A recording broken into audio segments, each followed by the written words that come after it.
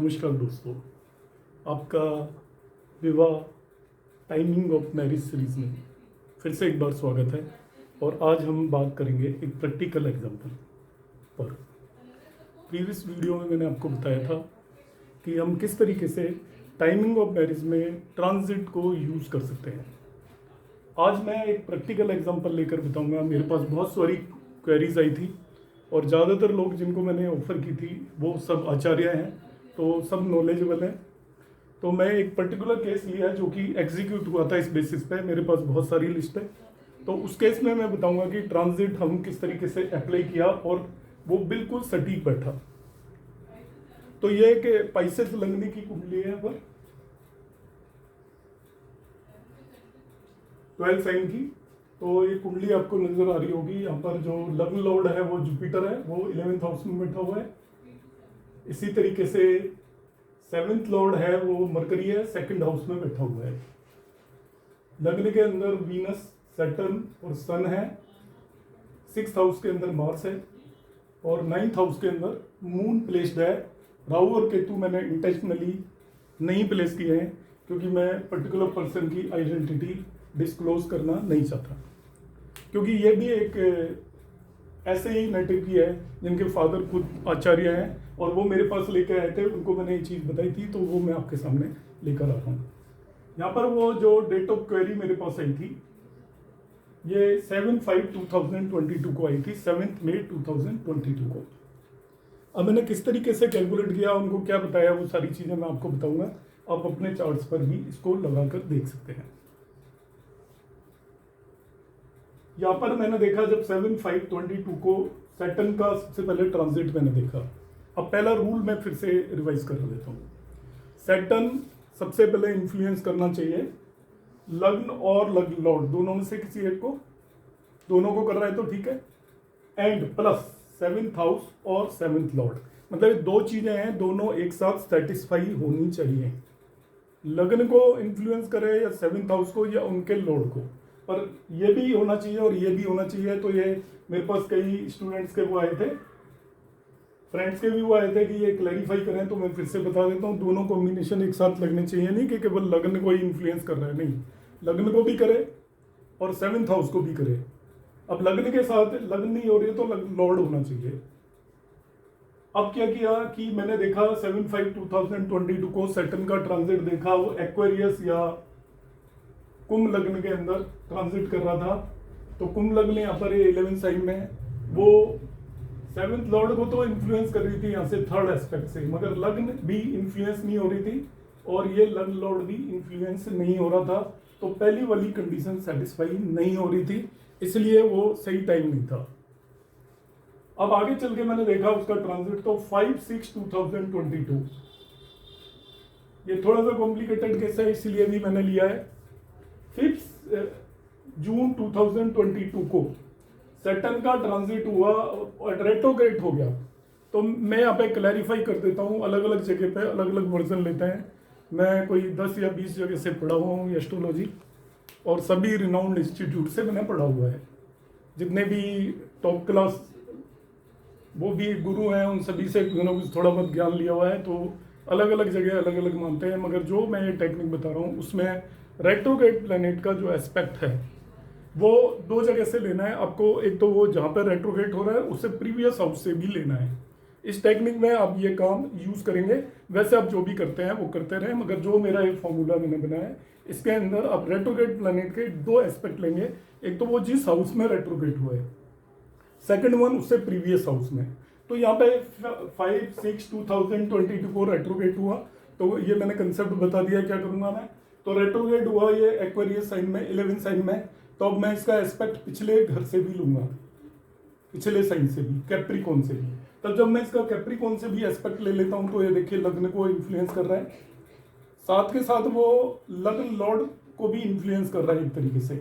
इसी तरीके से यहाँ से लूंगा तो 1 2 3, ये तो लग्न इन्फ्लुएंस होगी और इसका एस्पेक्ट क्योंकि एक्वेरियस में तो है ही, इसलिए यहाँ से ये 7th लॉर्ड को इन्फ्लुएंस कर रहा है। तो ये दोनों चीज़ें मैं क्लैरिफाई कर देता हूँ कि रेट्रोग्रेड प्लैनेट का आपको डबल एस्पेक्ट लेना है। एक वो जिस हाउस में रेट्रोग्रेड हुआ है उसका और उससे प्रीवियस से भी उसका एस्पेक्ट आपको कंसिडर करना है। तो यहाँ पे सैटर्न का मैंने एस्पेक्ट कंसिडर किया, तो ये 5/6/2022 को जब रेट्रो हुआ तो इसने इस हाउस से तो लग्न को इन्फ्लुएंस किया और यहाँ से 7th लॉर्ड को इन्फ्लुएंस किया, तो दोनों कंडीशंस मीट हो गई। तो पहली बार दोनों कंडीशंस मीट हुई हैं 5/6/2022 को। तो इस थ्योरी में जिस भी दिन फर्स्ट टाइम सैटर्न इन्फ्लुएंस करता है, दोनों कंडीशंस को सेटिस्फाई करता है, उससे 27 मंथ के अंदर इवेंट होना चाहिए। वो डेडलाइन है, विद इन 27 मंथ इवेंट होना चाहिए। तो मैंने इसमें 27 मंथ ऐड कर दिए और 27 मंथ ऐड करने पे मेरे पास आ गया 5/9/2024। ये डेडलाइन होगी कि इस नेटिव की मैरिज 5/9, यदि अदर कंडीशन सेटिस्फाई हो जाती है आगे चल के, तो 5/9/2024 के अंदर अंदर हो जाएगी। अब दूसरा जो मैंने फॉर्मूला है वो मुझे जुपिटर का ट्रांजिट देखना है with in this 20 month period, मतलब यहां से यहां तक जुपिटर को इसको इन्फ्लुएंस करना चाहिए। जुपिटर को सर्टेन कंडीशंस मीट करनी चाहिए इस पीरियड के अंदर, नहीं मीट होंगी तो वो आपका ऐसे ही चला जाएगा ट्रांजिट, उसकी मैरिज नहीं होगी। अब जुपिटर को क्या कंडीशंस मीट करनी है, वो लग्न ऑब्लिक लग्न लॉर्ड दोनों में से किसी एक को, 5th house oblique 5th Lord दोनों में से किसी एक को, 7th house oblique 7th lord and 9th house 9th lord oblique natal Venus, इनको इन्फ्लुएंस करें। मतलब ये 4 कंडीशंस मीट होनी चाहिए। अब इसमें मैं क्लैरिफाई कर देता हूँ, फिर एक मेरे पास डाउट आया था कि चारों एक साथ मीट होना मुश्किल है, हो भी जाती हैं, जैसे हमारे केस में इसमें चारों मीट होंगी, नहीं होती हैं तो, मगर ओवरऑल एक चारों कंडीशंस मीट होनी चाहिए, या 1-2 महीने के बाद, जैसे इनिशियली ये 2 कंडीशन मीट हो रही हैं, कुछ दिन के बाद तीसरी कंडीशन मीट हो जाती है, चौथी कंडीशन मीट हो जाती है with in the same 1 year period. जब पहली बार जुपिटर इनमें से जिस भी कंडीशन को मीट करता है, उस दिन से जुपिटर की डेडलाइन 1 ईयर की सेटअप हो जाएगी, और उसके बाद हम उसकी 1 ईयर के अंदर अंदर ये चारों कंडीशंस मीट होनी चाहिए, तभी उसकी मैरिज होगी, अदरवाइज मैरिज नहीं होगी। अब यहाँ पर मैंने क्या देखा, वैसा भी मैं एक एग्जांपल और एक्सप्लेन करूंगा लेटर ऑन 5/6/2022 को सैटर्न अपनी कंडीशंस मीट कर रहा है, तो 5/6/2022 को ही मैंने जुपिटर का ट्रांजिट देखा। तो जुपिटर 5/6/2022 को ट्रांजिट कर रहा था पाइसेस में, और लकीली पाइसेस में यहाँ पे जुपिटर यदि ट्रांजिट कर रहा है तो वो चारों कंडीशंस मीट कर रहा है। पाइसेस मींस ये आपका लग्न से ट्रांजिट कर रहा है, तो लग्न को भी इन्फ्लुएंस कर रहा है, 7th हाउस को एस्पेक्ट कर रहा है तो 7th हाउस को भी इन्फ्लुएंस कर रहा है, 5th हाउस को एस्पेक्ट कर रहा है तो 5th हाउस को भी इन्फ्लुएंस कर रहा है, और 9th हाउस को एस्पेक्ट कर रहा है तो 9th हाउस को भी इन्फ्लुएंस कर रहा है। तो इस तरीके से ऑल 4 पैरामीटर एक साथ इसने मीट कर दिए। ऑल 4 नहीं मीट होंगे तभी भी मैं बताऊंगा, जैसे मार्स नहीं मीट करेगा तब तो हम कैसे देखेंगे, तो वो डाउट भी आपका क्लैरिफाई हो जाएगा। तो चारों को एस्पेक्ट कर रहा है, तो सभी को इन्फ्लुएंस कर रहा है। इसने कब इन्फ्लुएंस किया, 5/6/2022 को। तो जुपिटर जिस भी डेट को फर्स्ट टाइम इन्फ्लुएंस करता है, उससे विद इन 1 ईयर मैरिज होगी, वो इसकी डेडलाइन सेट हो जाएगी।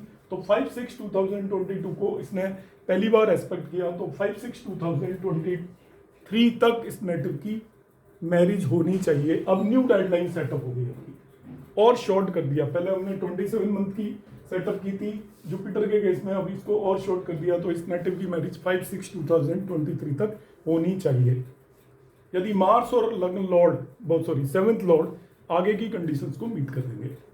अब मैंने देखा कि ये आपका कंडीशन मीट कर रहा है जुपिटर 5/6/2022 को ही। अब मैं मार्स देखूंगा, मार्स मुझे देखना है, इसका जुपिटर का जो भी पीरियड है उसके अंदर अंदर मार्स की ट्रांजिट देखनी है।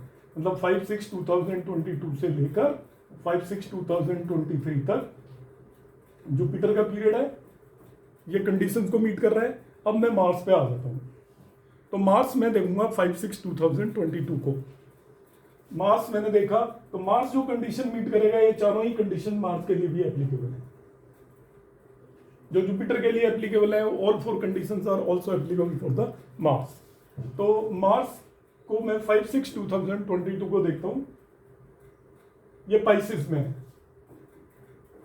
तो 5/6/2022 को मार्स पाइसेस में है, तो मार्स 2 कंडीशंस को मीट कर रहा है एक साथ, कि एक तो लग्न में तो है ही, बल्कि 3 कंडीशंस को मीट कर रहा है। 7th हाउस को भी एस्पेक्ट कर रहा है, वो सॉरी लग्न को और 7th हाउस को एस्पेक्ट कर रहा है। 2 कंडीशंस एक साथ ये मीट कर देता है। एक साथ मीट कर दिया, इसका मतलब मार्च ने स्टार्टिंग की 2 कंडीशंस मीट कर दी हैं। कब? 5/6/2022 को। ऑल 4 कंडीशंस मीट नहीं किए हैं। ध्यान से देखिएगा इस चीज को, एक साथ चारों कंडीशन नहीं मीट कर रहे हैं तो हम किस तरीके से देखेंगे। तो पहली बार 2 कंडीशन मीट की, उसी से इसकी डेडलाइन सेट हो जाएगी 6 मंथ की। मार्च जब भी कंडीशन मीट करता है तो वो आपका विद इन 6 मंथ मैरिज होती है। अब कैसे होगी, मैं देखिए इसको टाइम को और शॉर्ट करूंगा। 5/6/2022 को मार्स वाज इन्फ्लुएंसिंग द लग्न एंड द 7th हाउस। तो ये 2 कंडीशंस इसने मीट कर दी, लग्न और 7th हाउस वाली। ये एस्पेक्ट कर रहा है 7th हाउस को और लग्न में प्लेस ली है। तो यहाँ पे आप इसमें 6 मंथ ऐड कर दीजिए 5/6/2022 में। इसका मतलब 5/12/2022 तक उस नेटिव की मैरिज हो जाएगी यदि बाकी दोनों कंडीशंस भी वो मीट कर देता है, ये वाली 5th हाउस वाली और 9th हाउस वाली। अब क्या हुआ, मैं आगे बढ़ा, ये मैंने एक डेडलाइन सेट कर दी कि 5/12/2022 तक यदि मार्च रिमेनिंग 2 कंडीशंस को भी सेट कर देता है तो उसकी नेटिव की मैरिज हो जाएगी। अब कब होगी देखिए, और टाइम कट शॉर्ट करूंगा। अब मार्च को मैंने आगे देखा तो वो 27/6/2022 को, मतलब 5/6 को पहली 2 कंडीशन मीट की, तो 27/6/2022 को वो एरीज में ट्रांजिट कर जाता है। 1 साइन में 2nd हाउस में ट्रांजिट कर जाता है, जहां पे कि इस नेटिव का 7th लॉर्ड प्लेस्ड है। तो 7th लॉर्ड की कंडीशन तो पहले ही मीट हो गई थी, मगर जैसे ही वो एरीज में आता है तो देखिए 1 2 3 4 4th एस्पेक्ट से वो उसके 5th हाउस को इन्फ्लुएंस करता है और 8th एस्पेक्ट से उसके 9th हाउस को इन्फ्लुएंस करता है। तो जैसे ही वो एरीज में एंटर हुआ उसने बाकी की दोनों कंडीशंस भी मीट कर दी हैं। अब ये चारों कंडीशन सेटिस्फाई होगी आपकी 27/6/2022 को। इसका मतलब इस नेटिव की जो मैरिज होगी वो 27/6/2022 के बाद ही होगी और एंड पॉइंट यही आएगा जो आपने यहाँ पे लिया था 5/12/2022। मार्च ने जब पहली बार कंडीशंस मीट की थी वो 5/6/2022 को मीट की थी।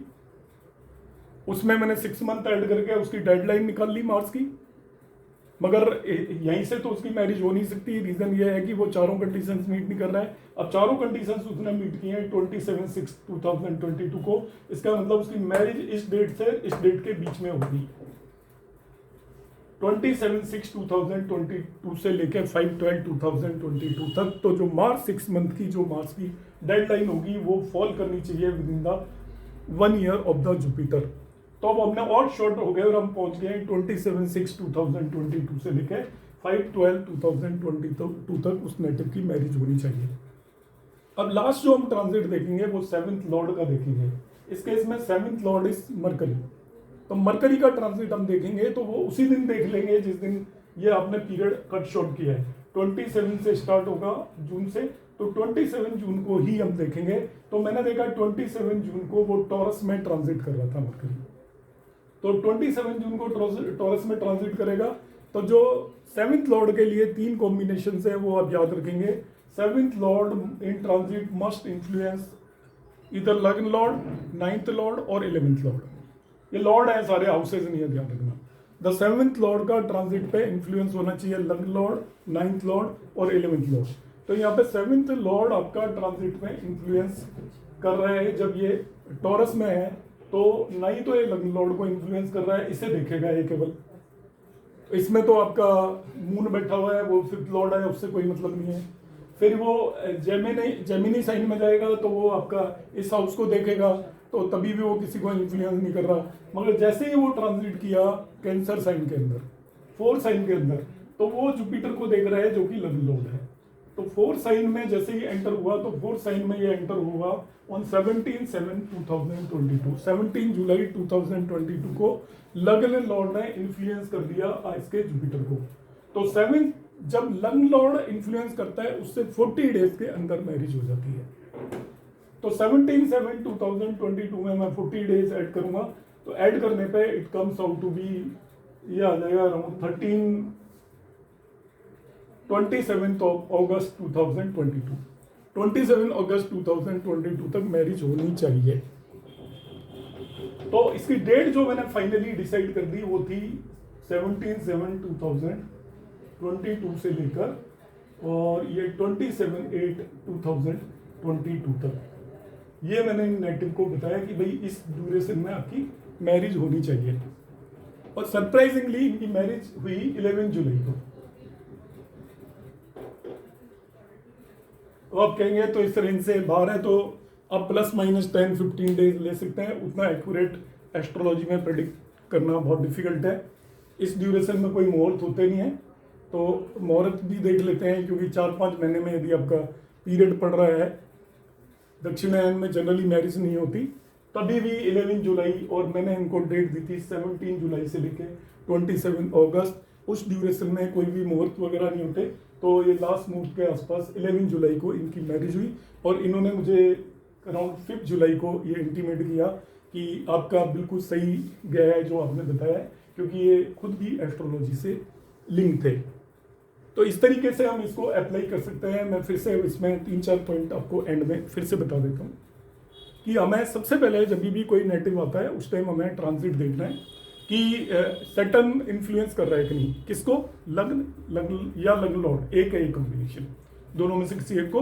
दूसरा है आपका 7th हाउस और 7th लॉर्ड, ये दूसरा कॉम्बिनेशन है। दोनों कॉम्बिनेशन देख लिया हमने, दोनों को इन्फ्लुएंस नहीं कर रहा है तो फिर हम उसको कब वो रेट्रो होता है तब देखेंगे। तरीके बता रहा हूँ मैं how to check it. Retro होगा, ये सैटर्न डेफिनेटली रेट्रो होता है, तो जब रेट्रो होगा तब इन्फ्लुएंस कर रहा होगा। रेट्रो होने पे भी नहीं कर रहा है तो फिर आप उसको नेक्स्ट साइन में जाने का वेट करिए। तो नेक्स्ट साइन में भी रेट्रो करेगा, और डेफिनेटली इन दोनों केसेस में कभी न कभी उसको इन्फ्लुएंस कर ही देगा।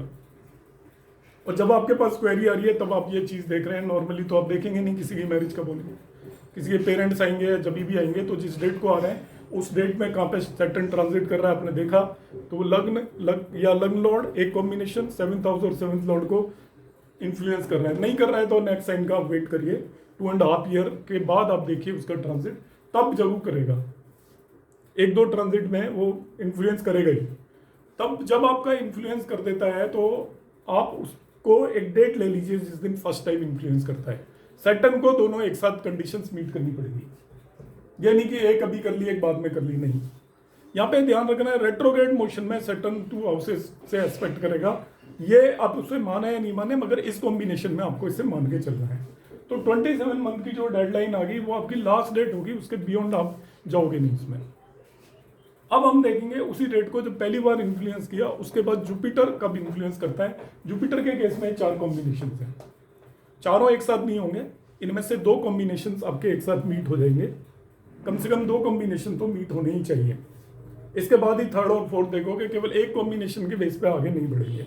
इन 4 में से मिनिमम 2 कॉम्बिनेशन मीट होने चाहिए। तो रिमेनिंग 2 भी कुछ दिनों में आपके वो रेट्रो होगा तब मीट कर जाएंगे जुपिटर के भी, क्योंकि 3 एस्पेक्ट हैं, चौथी उसकी पोजीशन है। रेट्रो होगा तब मीट कर जाएंगे। यदि 2 मीट कर रहे हैं तो रिमेनिंग 2 भी, चारों मीट करने चाहिए, और with in this much particular Saturn के पीरियड के अंदर अंदर ही मीट करने चाहिए। यदि वो ड्यूरेशन आती ही नहीं है सैटर्न के ट्रांजिट के बीच में, तो फिर वो सैटर्न का ट्रांजिट कुछ नहीं कर पाएगा। तो जब जुपिटर फर्स्ट टाइम जो भी कंडीशन मीट करता है उसमें 1 ईयर ऐड कर दीजिए, वो आपकी लास्ट डेट होगी, तब तक उस नेटिव की मैरिज हो जाएगी। तो आपने जुपिटर की डेडलाइन डिसाइड कर ली, और जुपिटर की डेडलाइन सैटर्न की डेडलाइन के अंदर आनी चाहिए। अब तीसरा हम ट्रांजिट देखेंगे मार्स का। तो मार्स में भी वही 4 कॉम्बिनेशन है, तो उनमें से वो भी एक साथ चारों को मीट नहीं करेगा, मगर कम से कम 2 कॉम्बिनेशन को उसे मीट करना चाहिए एट ए टाइम। तो जब वो 2 कॉम्बिनेशन को एट ए टाइम मीट कर लेता है तो, और ये मैं फिर रिपीट कर देता हूँ क्योंकि ये शायद मिस हो गया बताना, यही वाले कॉम्बिनेशन सबसे पहले मीट होने चाहिए आउट ऑफ 4, लग्न और लग्न लॉर्ड, और 7th हाउस और 7th लॉर्ड। ये दोनों कॉम्बिनेशन तो मीट होने ही चाहिए। रिमेनिंग 2 कॉम्बिनेशन लेटर किसी डेट पर मीट हो जाएंगे। डेडलाइन आप कैसे डिसाइड करोगे, जिस फर्स्ट डे को ये दोनों कॉम्बिनेशन मीट हुए उससे आप डेडलाइन लिख लीजिए। जैसे मैंने यहाँ पे लिख दी थी 5 मार्च को इसने 5 जून को इसने मीट किया था, उसमें 6 महीने ऐड कर दीजिए। अब रिमेनिंग 2 जब मीट कर जाते हैं, मैरिज उसी के बाद होगी, केवल 2 कॉम्बिनेशन से नहीं होगी। जब चारों कॉम्बिनेशन सेटिस्फाई हो जाएंगे, मैरिज उस डेट से इस लास्ट डेट के बीच में होगी। तो इस तरीके से हमने मार्च की डेडलाइन डिसाइड कर ली कि मार्च के बेसिस पर कब मैरिज होनी चाहिए। इससे हमारा ड्यूरेशन शॉर्ट होता जा रहा है। तो मार्च का जो 6 मंथ का पीरियड है वो जुपिटर के 6 मंथ पीरियड में आना चाहिए। जुपिटर के पीरियड को जो क्रॉस कर रहा है उसको आप हटा दीजिए। मतलब जुपिटर की जो डेडलाइन है उसको हम वो नहीं करेंगे। जुपिटर की डेडलाइन 5/6/2023 है, तो मार्स की डेडलाइन इसके अंदर आनी चाहिए, जो कि इस केस में आई रही है, ये आ रही है 5/12/2022। मार्स के बाद अब हम देखेंगे उसका 7th लॉर्ड, जो अलग अलग केसेस में अलग होगा। 7th lord in transit must influence 11th lord, 9th lord, 11th lord, इन तीनों में से किसी एक को भी इन्फ्लुएंस करेगा, तब हम मान लेंगे। और जिस भी डेट को वो इन्फ्लुएंस करेगा वो डेट लाई करनी चाहिए in the deadline of the Mars. Mars की डेडलाइन के अंदर अंदर आनी चाहिए, उसके बाहर नहीं जानी चाहिए। तो जब आपका 7th लॉर्ड इन्फ्लुएंस करेगा, उससे 40 डेज के अंदर उस नेटिव की मैरिज हो जाएगी। और इस केस में बिल्कुल ऐसा ही हुआ था। अब इसको ये कोई बिल्कुल मैथमेटिकल कैलकुलेशन तो है नहीं कि बिल्कुल पिन पॉइंट हम कर देंगे, मगर still with in a month और 2 मंथ के पीरियड के अंदर वो रिजल्ट आते हैं। और ऐसे मैंने बहुत सारे केसेस में देखे हैं। आगे मैं नेक्स्ट एक और ऐसा टिपिकल केस आपके सामने लेकर आऊँगा। आपको मेरा ये वीडियो कैसा लगा, मेरा ये कंसेप्ट कैसा लगा, आप अपने सुझाव और सजेशंस मुझे ज़रूर देते रहें। जो मेरा ऑब्जेक्टिव ओनली एस्ट्रोलॉजी को आगे बढ़ाना है, इसके अलावा और कोई भी ऑब्जेक्टिव नहीं है। तो आपकी सजेशंस मुझे उसमें हेल्प करेंगी। आप सभी लोगों का बहुत बहुत धन्यवाद। नमस्कार।